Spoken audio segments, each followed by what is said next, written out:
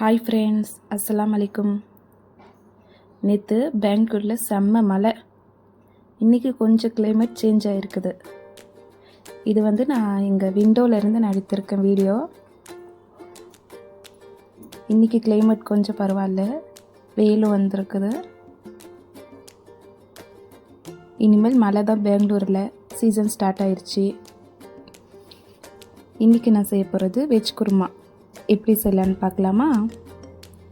First வெஜிடபிளை cut பண்ணி எடுத்தாச்சு.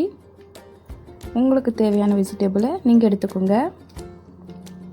நான் பீன்ஸ், கேரட்டு, பீட்ரூட்டு, பட்டாணி எடுத்திருக்கேன். அதுக்கப்புறம் தக்காளி, வெங்காயம், கொத்தமல்லி, பட்டை, லவங்கம், ஒரு மூடி தேங்காய் எடுத்திருக்கேன். ஃபஸ்ட்டு வெங்காயம், தக்காளி, கொத்தமல்லி, பட்டை, லவங்கெல்லாம் போட்டு பேஸ்ட் பண்ணி எடுத்துக்கலாம். அதுக்கப்புறம் தேங்காயும் தனியாக அரைச்சி எடுத்துக்கலாம். நான் தக்காளி 1.5 தக்காளி போட்டிருக்கேன்.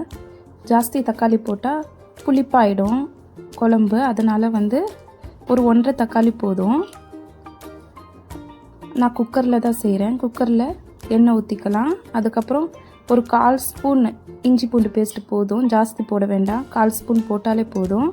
அதுக்கப்புறம் 1 ஸ்பூன் மிளகாத்தூள், 1 ஸ்பூன் மல்லித்தூள், ஒரு 1/4 ஸ்பூன் மஞ்சத்தூள் போட்டு நல்லா மிக்ஸ் பண்ணி விடுங்க. அதுக்கப்புறம் நான் கட் பண்ணியிருந்த வெஜிடபிளை வாஷ் பண்ணி அதில் போட்டுக்கலாம். வெஜிடபிள்ஸ் போட்டுக்கிட்டு உப்பு போட்டு மிக்ஸ் பண்ணி விடுங்க. நான் அந்த சைடு சோயாவை நான் தண்ணியில் போட்டு கொதிக்கிறதுக்கு வச்சுருக்கேன். ஒரு கொதி வந்தோடனே அதுவும் சேர்த்துக்க போகிறேன். சோயா போடுறனால டேஸ்ட்டு ரொம்ப நல்லாயிருக்கும். போட்டு ட்ரை பண்ணி பாருங்கள்.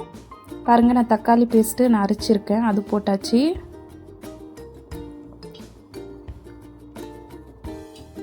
இது சப்பாத்திக்கு, ரைஸ்க்கு இதெல்லாம் ரொம்ப நல்லாயிருக்கும்.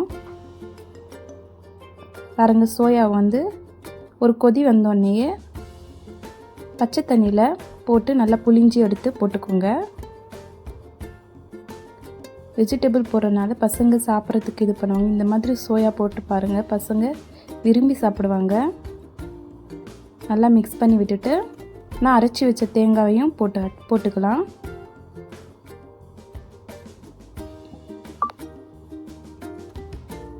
அரைச்சி வச்ச தேங்காய் போட்ட பிறகு உப்பு காரெல்லாம் பார்த்துட்டு கொதி வந்தோடனே குக்கர் மூடியை போட்டு 2 விசில் விட்டு எடுத்தால் வெஜ் குருமா ரெடி ஆகிடும்.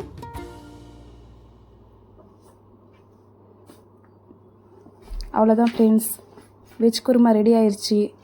ட்ரை பண்ணி பாருங்கள், லைக் பண்ணுங்கள், சப்ஸ்கிரைப் பண்ணுங்கள். ஓகே ஃப்ரெண்ட்ஸ், பாய்.